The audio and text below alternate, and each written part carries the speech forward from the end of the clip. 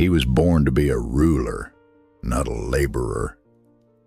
On the 6th of March, 1477, in the small town of Caprese near Florence, a boy was born to the family of Lodovico Buonarroti, an impoverished nobleman and local magistrate. He was named Michelangelo. His father, a proud and narrow-minded man, valued his noble lineage above all else. The Buonarroti family, he claimed, descended from the ancient counts of Canossa, and it was unthinkable to him that his son would engage in anything other than the noble professions, administration, military service, politics, and certainly not manual labor. But fate had other plans. Michelangelo's mother was of frail health, and the infant was sent to be raised by a wet nurse in the village of Settignano. This village was no ordinary rural backwater. It was the center of the quarries where the famous Carrara marble had been mined for centuries. The air here was thick with stone dust, and the lullaby for little Michelangelo was the tapping of hammers and chisels. "With my nurse's milk," he later joked, "I imbibed hammer and chisel as well." He grew up surrounded by stone. He felt it. He understood its language. Even as a child, he molded figures from clay and drew with charcoal on the walls. An instinct stronger than any family tradition was awakening within him, the instinct of a creator. When he was brought back to his family in Florence, his father tried to make a nobleman out of him. He was sent to school to learn grammar and Latin, but Michelangelo hated his studies. All his thoughts revolved around drawing. He skipped classes to copy the frescoes of the great masters, Giotto and Masaccio, in the churches of Florence. He spent hours in the company of young artists. For his father, this was a disgrace. In the Renaissance, an artist, even the greatest, was still considered a craftsman, someone who worked with his hands, which was unworthy of a nobleman. Lodovico flew into a rage. He beat his son, yelled at him, and tried to force these foolish ideas out of him. "Do you want to be a stonemason?" he asked contemptuously. But the will of the 13-year-old boy proved harder than stone. He was stubborn, sullen, and unsociable. He declared to his father that he would be nothing but an artist. And Lodovico, seeing that nothing worked, finally gave in. He took what he considered the most humiliating step. He personally brought his son to the workshop of the most famous painter in Florence at the time, Domenico Ghirlandaio, and signed a contract. But it was no ordinary contract. Usually, parents paid the master for their son's training, but Michelangelo's talent was so obvious that Ghirlandaio, against all rules, not only agreed to take him on as a student, but also to pay him a salary. Ghirlandaio's workshop was the best school one could dream of. Yet, even here, Michelangelo showed his difficult character. He stayed for only 1 year. He was too brilliant to be just a student. He quickly surpassed his master. Legend has it that when Ghirlandaio asked him to finish one of the figures in a fresco, Michelangelo did it so masterfully that the teacher, upon seeing the work, exclaimed in a mixture of anger and admiration, "This boy knows more than I do." He argued with the other students, was arrogant and proud. One day, during a dispute with another young sculptor, Pietro Torrigiano, the latter punched him in the face, breaking his nose. This broken, flattened nose would remain with Michelangelo for the rest of his life, as an eternal reminder of his untamable temperament.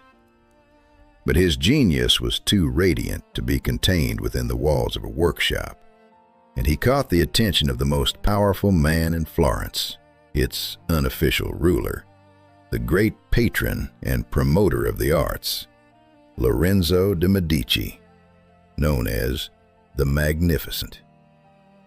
Stories about the birth of a genius, about how a calling prevails against prohibitions and prejudices, are always inspiring. They prove that true talent is a force of nature that cannot be stopped. Our channel, Personalities in Detail, is a portrait gallery of just such titans of the spirit, of people who defied their family, their era, and even God to create something eternal. To not miss how this stubborn boy became the greatest artist of all time, subscribe to the channel now, leave a like, and hit the notification bell. And now, back to Florence, to the Medici Gardens, where the steel of Michelangelo's genius was forged. Lorenzo the Magnificent invited the 15-year-old youth to his home. This was tantamount to entering a divine academy. Michelangelo left the workshop and moved into the Medici palace. He lived like one of Lorenzo's sons, ate at the same table, and wore clothes gifted by him. But most importantly, he gained access to something no one else could. He was granted access to the priceless collection of ancient sculptures that Lorenzo had gathered in his gardens at the monastery of San Marco. For Michelangelo, this was a revelation. He, who had only seen Gothic statues before, came into contact with the greatness of ancient art for the first time, with its power, its harmony, its cult of the perfect human body. He spent days and nights in these gardens. He did not simply copy the statues. He entered into a dialogue with them. He learned from the ancient Greeks and Romans their language, the language of muscles, bones, and movement. His first significant work was the marble head of a faun. He did not just copy an ancient model, he added something of his own. He depicted the faun as an old man with an open mouth, showing both teeth and tongue, giving it an unprecedented liveliness. When Lorenzo saw the work and jokingly remarked that such old creatures could not possibly have all their teeth, Michelangelo immediately grabbed his chisel, knocked out one of the faun's teeth, and carved a hole in the gum. Lorenzo was impressed not so much by the talent as by the youth's character, his pride, and his readiness to defend his own vision. In the Medici household, he associated not only with sculptures. He sat at the same table with the greatest minds of his time, with the Neoplatonist philosophers Marsilio Ficino and Pico della Mirandola, with the poet Angelo Poliziano. He listened to their debates on the immortality of the soul, on divine beauty, on the connection between Christianity and ancient wisdom. These ideas penetrated deep into his soul and shaped his worldview. He understood that art is not just a craft, but a path to knowing God. The human body in his works is not just flesh. It is the prison in which the divine soul languishes, striving to break free and return to its creator.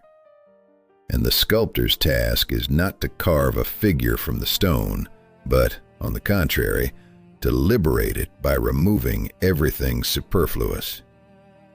I take a block of marble and remove everything that is not David, he would later say. These 3 years under Lorenzo's patronage were the happiest, most luminous time of his life. But like everything in his destiny, this happiness was short-lived. In 1492, Lorenzo the Magnificent died. The Paradise Gardens were closed, and a man who was the exact opposite of Lorenzo came to power in Florence. The fanatical Dominican friar Girolamo Savonarola. He cursed the pagan culture of the Renaissance, called for repentance, and organized bonfires of the vanities, where paintings, books, and musical instruments were burned. The world of light, harmony, and beauty in which Michelangelo had lived collapsed. Frightened and confused, he fled Florence.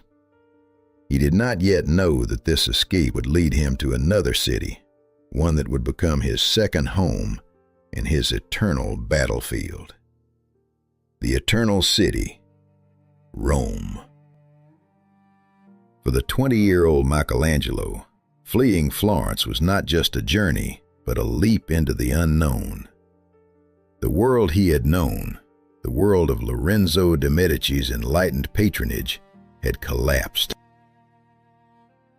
In its place reigned the stern, ascetic dictatorship of Savonarola, with its bonfires of the vanities and sermons on the impending apocalypse.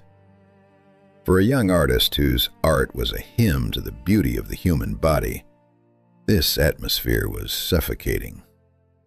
He wandered through northern Italy, first finding refuge in Bologna, where he studied the works of the great sculptor Jacopo della Quercia, and then briefly returning to Florence, where Medici power had been temporarily restored.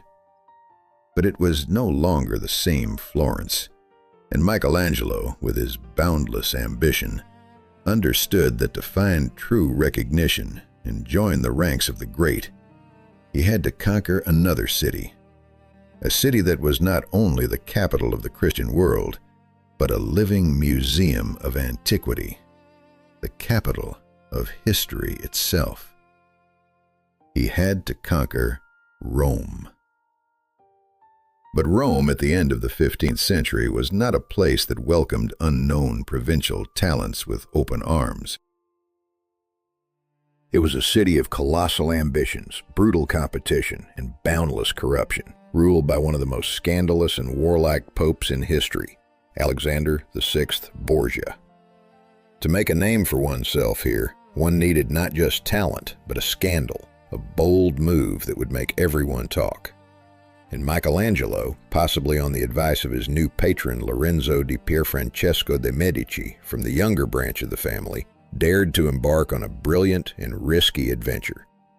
He committed an act of artistic forgery. He created a marble figure of a sleeping Cupid, but he did so not in the modern style, but in the manner of the ancient masters. He mimicked every detail, every chip, and then artificially aged the sculpture, possibly by burying it in the earth to give it the appearance of antiquity. His patron then sold this ancient Cupid in Rome to the all-powerful Cardinal Raffaele Riario, the Pope's nephew and one of the greatest collectors of antiquities. The Cardinal paid an immense sum, but the fraud was soon discovered. It seemed to be the end of his career. In a world where originality was prized, being caught in a forgery was an indelible disgrace. But something astonishing happened. Cardinal Riario, instead of being furious, was intrigued. He was shocked not so much by the deception as by the mastery of this unknown Florentine, who was capable of creating a work indistinguishable from ancient masterpieces. He demanded his money back from the seller, but wanted to meet the artist himself. He invited Michelangelo to Rome. Thus, through scandal and fraud, the young sculptor received his ticket to the Eternal City. In 1496, at the age of 21, Michelangelo arrived in Rome for the first time. He was overwhelmed. He wandered through the ruins of the Forum, the Colosseum, and saw with his own eyes statues he had previously known only from descriptions. Here, unlike in Florence, antiquity was not just a collection in a garden. It was the very air, the stones under his feet. And he understood that to conquer this city, he had to create something that could compete with these ancient giants. Cardinal Riario, still impressed by his talent, gave him his first major commission, the statue of Bacchus. This was his first Roman test, and he passed it brilliantly, but in his own way. He did not simply create the ancient god of wine. He created a complex, ambiguous image. His Bacchus is a staggering, drunken, almost effeminate youth with a hazy gaze and slack muscles. He was not a god, but a mortal consumed by vice. The sculpture was so realistic and psychologically precise that the cardinal, who had expected a noble, ancient ideal, was shocked. He rejected the work. Yet this failed commission only solidified Michelangelo's reputation as a daring innovator who who was not afraid to break the rules.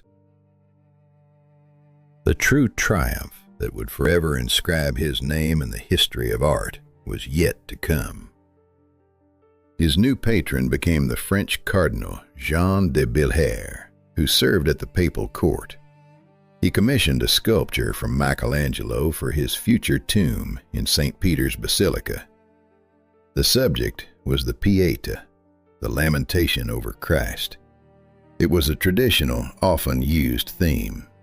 But what the 24-year-old Michelangelo created was not just a sculpture, it was a revelation. He personally traveled to Carrara to select the perfect block of marble, without a single crack, without a single flaw. He spent several months there, working with the quarrymen and living their life to feel the soul of the stone.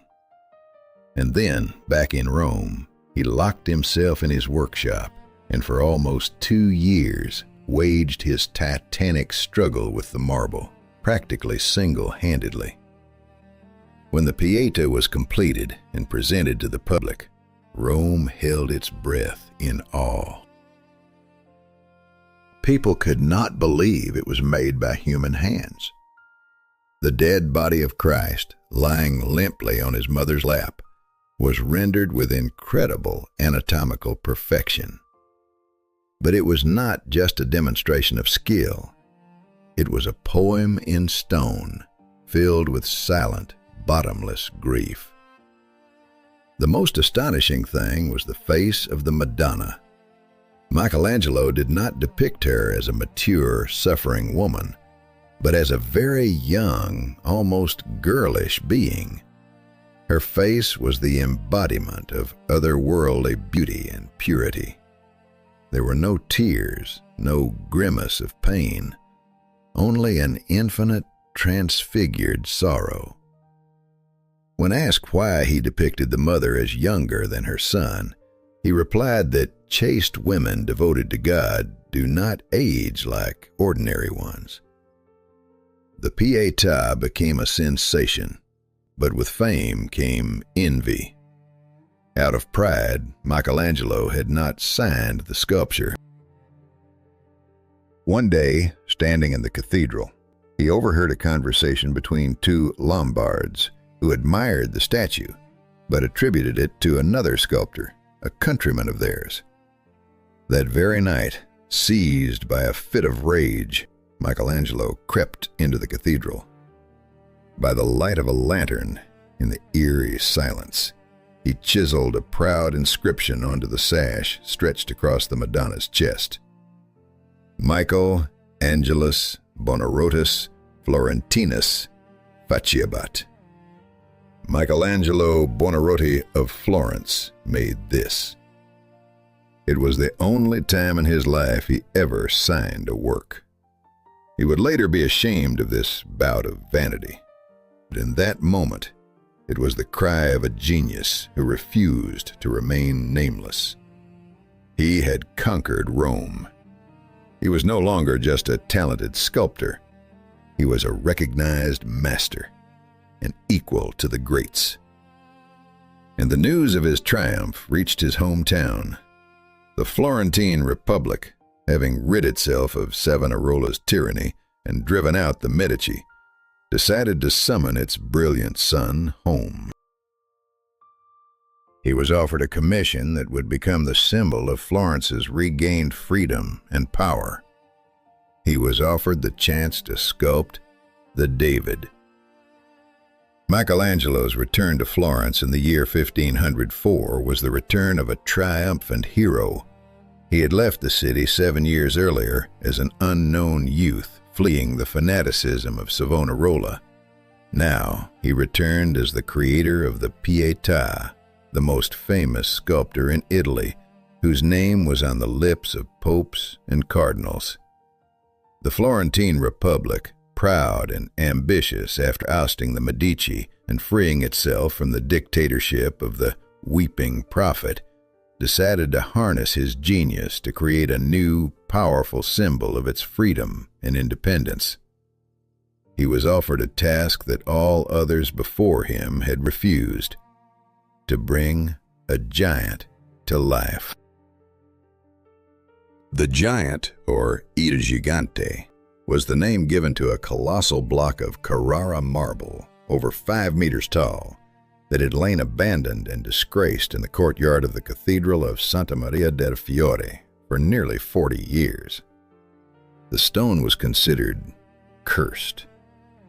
Decades earlier, the renowned sculptor Agostino di Duccio had begun to carve a figure of a prophet from it for the cathedral's facade. But, inexperienced with such a scale, he had ruined the block by making several deep and poorly placed cuts, including a large hole between the future statue's legs. After him, another sculptor, Antonio Rossellino, also tried his hand, only to worsen the problem by damaging the stone further.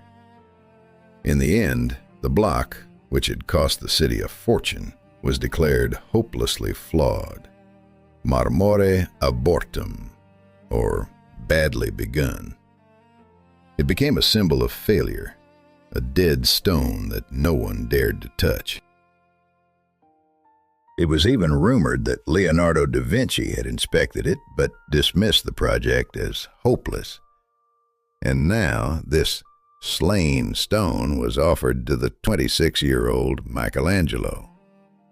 This was not just a commission, it was a challenge, a public test of the divinity of his gift. Could he perform a miracle? Could he breathe life into what everyone considered dead?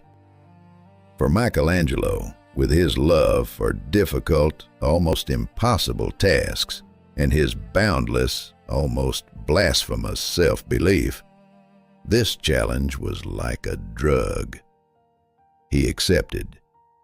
He circled the massive block for hours, studying every crack and every chip. He did not just look at the stone, he listened to it, trying to perceive the figure he believed was already imprisoned within, awaiting its liberator. And he saw it, perfectly fitted within the narrow, damaged contours of the block. In September of 1503, he began his work. A tall wooden shed was built around the block to conceal his work from prying eyes, to keep the mystery of creation hidden from the laity. He sealed himself inside, like a monk in a cell. His titanic duel with the stone began anew. He worked alone, in a state of complete, almost frenzied ecstasy. He slept only a few hours a night, never taking off his clothes or boots, and ate what was brought to him right at his workstation. Covered from head to toe in white marble dust, he resembled a ghost. The tapping of his hammer and chisel never ceased, day or night, both terrifying and fascinating all of Florence. "I saw Michelangelo at work," wrote one of his contemporaries. "He was already old, but he worked with such fury and force that I thought the whole work would fly to pieces. He would strike off pieces 3 or 4 fingers thick, so close to the marked line that if he had erred by even a hair's breadth, he would have risked destroying the entire thing." He worked for nearly 3 years, and in January of 1504, he finally announced that the work was finished and showed Florence his creation. When the planks surrounding the statue were removed, the city held its breath. What they saw was not just a statue, it was a miracle, a revelation. From the spoiled, dead stone, a perfect youth gazed back at them, vibrant with life and filled with latent power. Michelangelo did not depict David in the moment of triumph, as Donatello and Verrocchio had before him, with the severed head of Goliath at his feet. He depicted him before the battle, at the moment of supreme concentration of will and spirit. His David is not merely a victor. He is the embodiment of readiness to fight, a symbol of civic virtue. He is young. His body is not yet fully formed, but is brimming with athletic power. He stands on one leg, in the classic contrapposto stance. But there is no ancient tranquility in this pose. It is the stillness of a coiled spring. His entire body is tense, the swollen veins on his right hand clutching the stone, the tense muscles of his neck, the sling thrown casually over his shoulder, and above all, his face. With furrowed brows and flared nostrils, he stares at his invisible, giant foe with an expression of icy, concentrated fury. Terribilita, the awe-inspiring power that would come to define his genius. This is not just a biblical shepherd. This is a citizen warrior, the symbol of the Florentine Republic itself, small but proud, ready to stand against any tyrant, be it the exiled Medici, the French king, or the Pope. Michelangelo had masterfully outwitted the flawed stone. He had so brilliantly fitted his figure into the narrow, damaged block that no one could even guess at its original defects. The David became not just a masterpiece, but a political statement, the very symbol of the city. A special commission, which included all of Florence's best artists, including Leonardo da Vinci and Botticelli, decided where it should be placed. Originally intended for the roof of the cathedral, everyone who saw this marvel understood that its place was in the heart of the city, before the eyes of all the people. It was installed in the main square, the Piazza della Signoria, in front of the Palazzo Vecchio, the seat of government. It was the place where politics were made. The David became the guardian of Florentine liberty. During these same years, Michelangelo entered into an open yet unspoken rivalry with the other titan of the Renaissance, Leonardo da Vinci. They despised each other. Leonardo, 23 years his senior, was his complete opposite. An elegant, refined, worldly man surrounded by a flock of adoring students. Michelangelo was a morose, unkempt, solitary figure. Leonardo considered sculpture a lesser art, a dirty, mechanical craft inferior to the intellectual pursuit of painting. Michelangelo scorned Leonardo's hazy painting style, the sfumato, and his perpetual inability to finish anything. The government of Florence, perhaps intentionally, decided to stage a public competition between them, a battle of giants. Both were commissioned to paint enormous frescoes of Florence's military victories for the Hall of the Great Council in the Palazzo Vecchio. Leonardo chose a furious cavalry engagement, the Battle of Anghiari. Michelangelo chose the Battle of Cassina, an episode where Florentine soldiers were surprised by the enemy while bathing in a river. It was set to be the greatest artistic duel in history. Both geniuses created cartoons, preparatory drawings at full scale. Michelangelo's cartoon, depicting the nude bodies of the warriors in complex, contorted poses as they scrambled from the water and hastily grabbed their weapons, was hailed as a masterpiece of anatomy and dynamics. Artists from all over Italy, including the young Raphael, flocked to study it as the ultimate school of drawing. Yet neither fresco was ever completed. Leonardo hopelessly ruined his work by experimenting with an ancient Roman painting technique, causing the colors to run. Michelangelo, on the other hand, was suddenly summoned back to Rome. A new, most powerful, and most unbearable patron of his life awaited him. In the year 1505, Cardinal Giuliano della Rovere ascended the papal throne as Julius II. This was no shepherd. This was a warrior, a politician, a tyrant, possessed by a single, all-consuming idea: to restore the former greatness and power of the Papal States and make Rome the capital of the world once more, not just spiritually, but politically. He was a man of indomitable energy and a monstrous temperament, known to his contemporaries as Il Terribile, the fearsome, the terrible. He personally led his armies into battle in full armor to reclaim lost papal cities.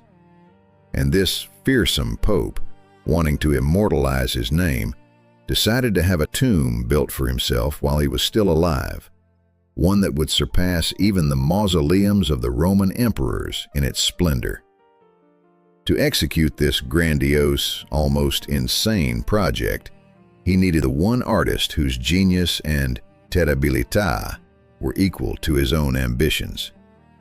He summoned Michelangelo to Rome.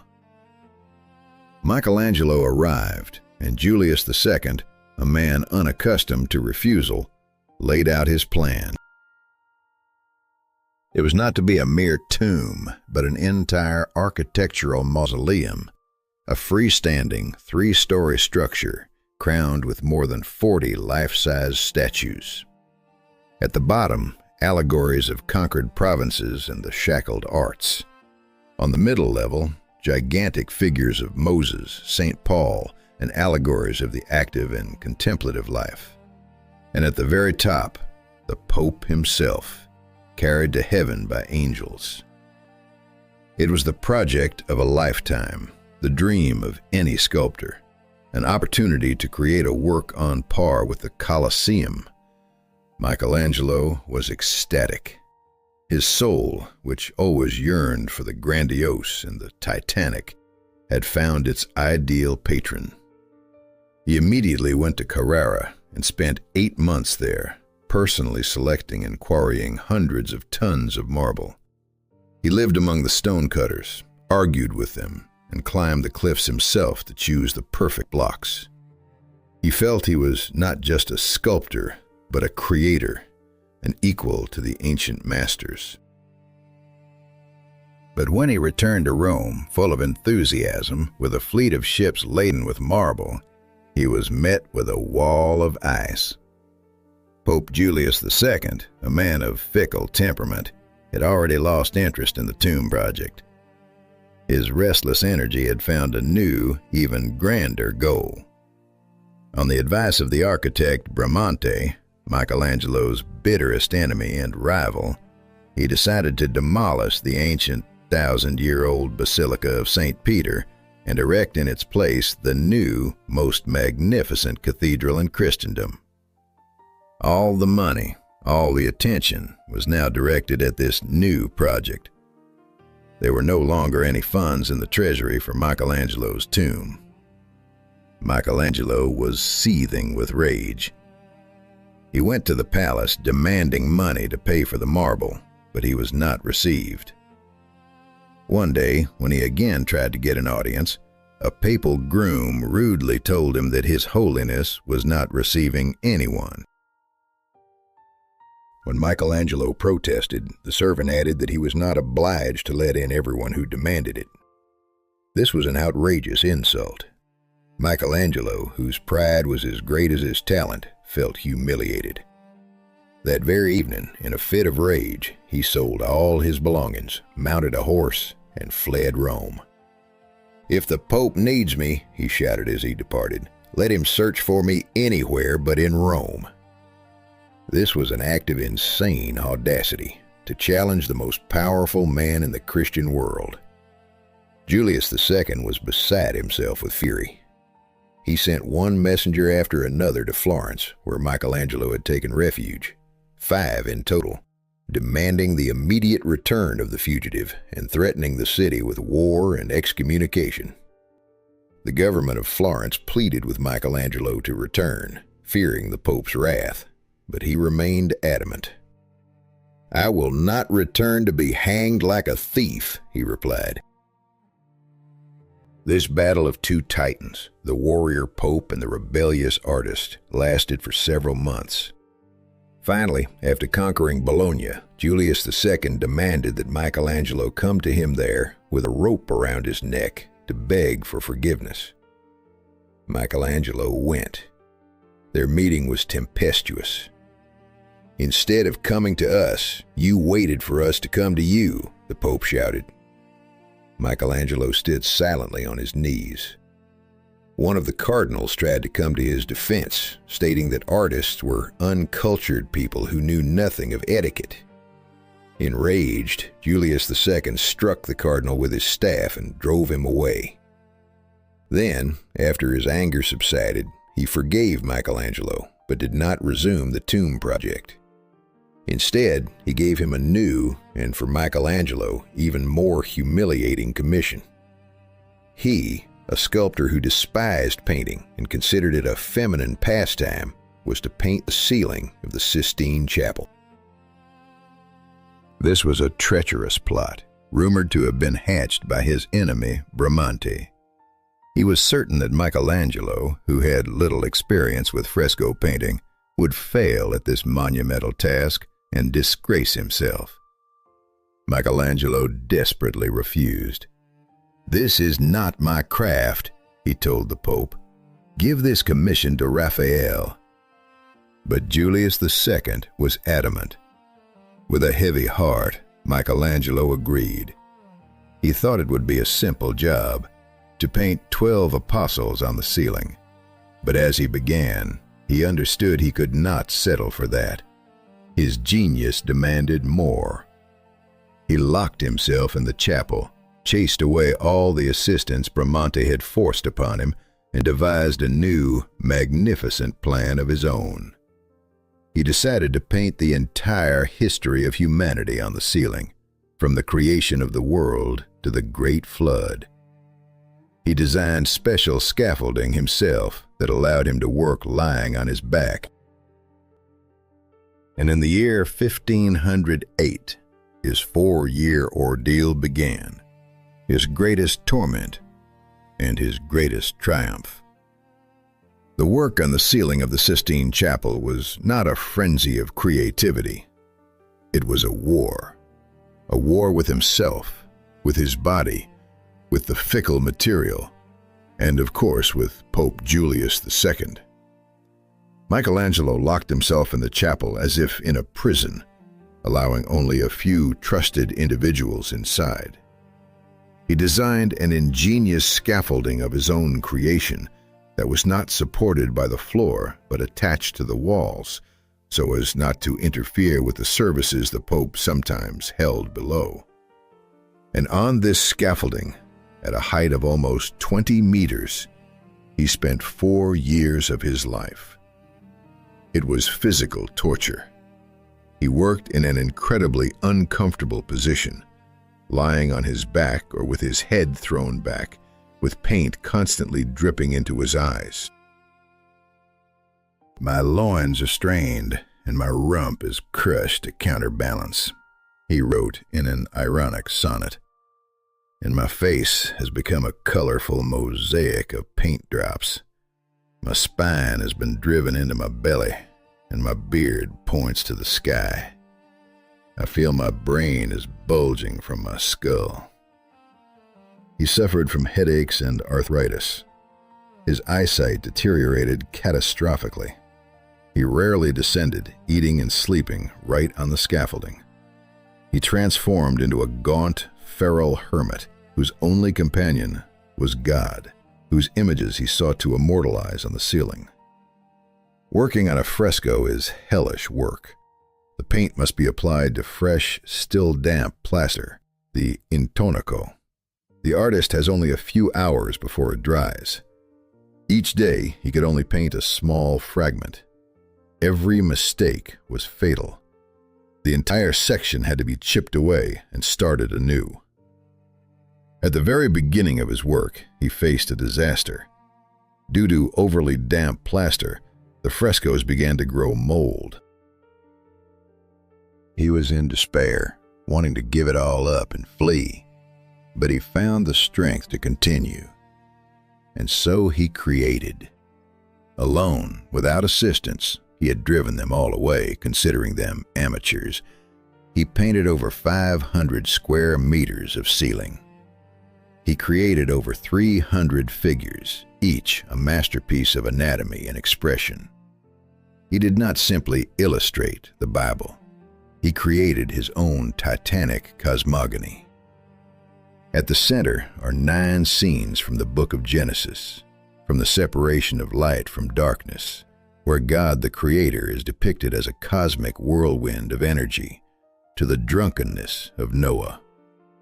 The most famous of these became the creation of Adam, a scene filled with otherworldly tension, where the finger of God the Father, brimming with creative energy, almost touches the listless finger of the first man, breathing life into him. Around the central scenes, he grouped gigantic, powerful figures of prophets and sibyls who foretold the coming of Christ.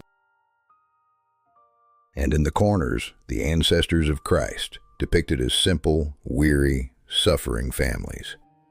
This was not painting, it was sculpture transferred to a flat surface. His figures are voluminous, muscular. It seems as if at any moment they will break free from the frames he painted for them. It was a hymn to the beauty and power of the human body, but at the same time the tragedy of the human spirit, its fall from grace, and its eternal longing for God. All the while, his war with the Pope continued. Julius II was as impatient as Michelangelo. He constantly demanded that the work be finished as quickly as possible. He would climb the rickety ladders to the scaffolding, arguing with the artist about the design, the colors, the deadlines. "When will you finally be finished?" he would constantly ask. "When I can," Michelangelo would reply sullenly. During another argument, the Pope angrily struck him with his staff. Michelangelo immediately stopped working and left. Julius II had to send messengers after him with apologies and money to bring him back.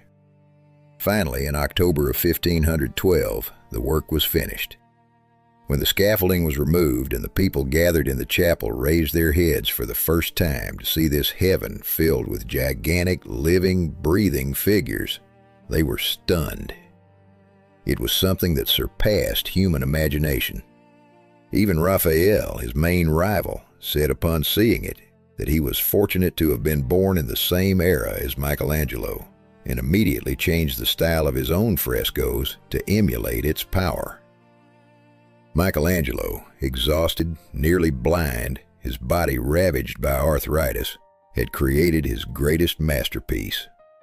He had triumphed, but his victory was short-lived. A few months later, in February of 1513, his great and hated patron, Pope Julius II, died. And for Michelangelo, this marked the beginning of a new, the longest and most agonizing tragedy of his life, the tragedy of the tomb. The death of Julius II should have been a liberation for Michelangelo. He could have finally returned to his beloved work, to sculpture, to the grand tomb project that had been the purpose of his life. Instead, he was placed in new, even stronger and more humiliating shackles. The Pope's heirs from the Della Rovere family demanded that he fulfill his old contract. But the world had changed. The papal throne was now occupied by Giovanni de' Medici, son of his first patron, Lorenzo the Magnificent, who took the name Leo X.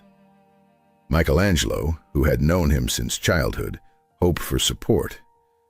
But Leo X, like all the Medici, was obsessed with glorifying not his predecessors, but his own lineage. He disdained the legacy of Julius II and had no intention of spending vast sums on his tomb. Instead, he gave Michelangelo a new, grand, but entirely alien commission. He, the world's greatest sculptor, was to become an architect and design the facade for the Medici family church, San Lorenzo, in Florence. Michelangelo resisted desperately, pleading to be allowed to finish the tomb, but the Pope was unyielding. It was an act of political selfishness. Leo X wanted Michelangelo's genius to serve the glory of the house of Medici, not the house of della Rovere, and Michelangelo was forced to comply. He wasted several years of his life on this project. He personally supervised the quarrying of marble and built roads to transport the enormous blocks. It was a titanic, grueling effort, but in the end, the project was canceled due to a lack of funds and constant intrigues. Years were squandered for nothing. To this day, the facade of the Church of San Lorenzo remains an ugly brick scar on the face of Florence, a silent monument to an unrealized endeavor. And the heirs of Julius II continued to torment him. They accused him of taking the money but not completing the work. They called him a thief and a fraud and sued him. This tragedy of the tomb, as he himself called it, haunted him for 40 years. It became his curse, his waking nightmare. The project was revised 6 times. Each time it became smaller and more modest. Of the original grand design of a freestanding mausoleum, only a few statues remained, assembled into a wall tomb in the small Roman church of San Pietro in Vincoli. But among these statues was one into which he seemed to pour all his rage, all his power, and all his disappointment. It was the statue of Moses. He depicted the prophet not at the moment of receiving the commandments, but at the moment when, having descended from Mount Sinai with the tablets of the law, he saw his people, whom he had just led out of slavery, worshiping the golden calf. The face of Moses is contorted with fury. His mighty beard seems to tremble with rage. His body is tensed like a coiled spring. It seems as if at any moment he will leap from his throne and smash everything around him. This was not a biblical figure. It was a self-portrait. This was Michelangelo himself, a genius surrounded by mediocrity, a prophet whose grand plans had been betrayed and sullied by petty, self-serving men. The years passed. He survived the sack of Rome by imperial troops in 1527. He witnessed the rise and fall of the last Florentine Republic, in whose defense he, to everyone's surprise, participated as the chief military engineer, designing and building fortifications.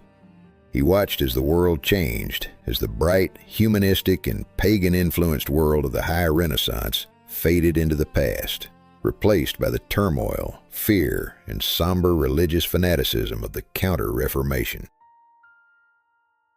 In 1534, the new Pope, Paul IV of the Farnese family, summoned him back to Rome. He gave him his last great painting commission, to paint the altar wall of the Sistine Chapel directly beneath his own ceiling. And Michelangelo, already nearly 60 years old, once again climbed the scaffolding. But he was no longer the same artist he had been 20 years earlier. In those years, he had endured too much: the betrayal of patrons, the failure of his main projects, the death of relatives, the fall of the republic he had defended. And the fresco he created was not a hymn to creation, but the tragedy of judgment. The Last Judgment is a colossal, chaotic, terrifying vision of the end of the world. There is no harmony, no tranquility, no perspective here. The naked bodies of sinners and saints intertwine in a single, agonizing vortex, pulling them either up to heaven or down to hell, where Charon and the demons await them. At the center is the figure of Christ, but this is not the merciful, bearded Redeemer. He is a beardless, athletic, ruthless judge, resembling an ancient Apollo, who with a wrathful gesture casts the damned down. It was a bleak, pessimistic work, filled with despair and fear of divine wrath, perfectly reflecting the new, austere era. And in it, Michelangelo once again left his most piercing self-portrait. Beside Christ sits Saint Bartholomew, who was flayed alive. In one hand he holds a knife, and in the other his own limp, tormented, flayed skin. And on this skin the artist painted his own face. This was how he saw himself, a martyr flayed by his art, with nothing left but pain. The fresco caused a scandal. In the new puritanical atmosphere of the Counter-Reformation, its nude figures were deemed indecent, pagan. One of the papal masters of ceremonies, Biagio da Cesena, declared that this work belonged not in a papal chapel, but in a tavern or a bathhouse. Michelangelo took immediate revenge. He depicted Cesena himself as King Minos, with donkey ears and a snake coiling around his body, biting his genitals. When Cesena complained to the Pope, he replied with humor, "Unfortunately, my authority does not extend to hell." After Michelangelo's death, by order of another pope, all the private parts in the fresco were chastely painted over with draperies. Michelangelo dedicated the last decades of his long life almost entirely to architecture and poetry. At the age of 71, he was appointed chief architect of St. Peter's Basilica, the very project that had once destroyed his plans for the tomb. He returned to Bramante's original central plan design, but imbued it with all the power and dynamism of his genius. It was he who, working for the love of God and foregoing a salary, designed and began the construction of the magnificent dome that still soars over Rome as a symbol of faith and human genius. He did not live to see its completion, but his designs and model made it possible to finish this great undertaking. He wrote sonnets, dark, filled with religious doubt and longing. They were his secret diary. He led a reclusive, almost monastic life.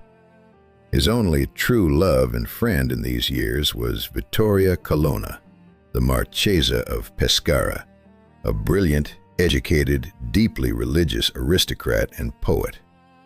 Their platonic, spiritual love was his final solace.